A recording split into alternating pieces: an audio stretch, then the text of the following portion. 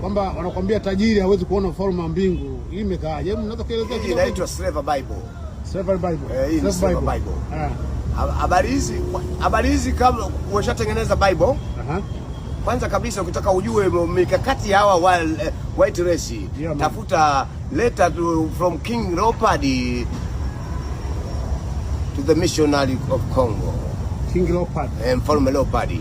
Mfalme jangili kuliko wote ulimwenguni. Leo hii anaitwa the great man. The great man. Wakati babu yangu ndio great man kuliko Leopold. Kaua wa Afrika milioni 22. Hayo majibu utapata kwenye barua.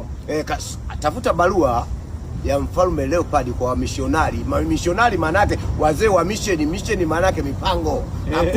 Hakuna lingine. Afrika hiyo. Mwaka gani? Mwaka gani? Hiyo wakati Leopold alivamia Ubelgiji. Hiyo barua ilikuwa mwaka gani? Barua ya miaka 1800 wakati Ubelgiji anaivamia Kongo. Alright.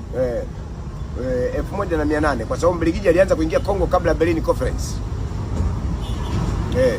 Maana Bismarck aliitisha mkutano wa mwaka 1880 ngapi? 83 84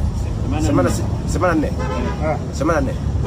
Mkutano ulifanyika miezi miwili kama wale Berlin Conference. Kama ule unaisea? Wewe basi unajua Berlin Conference.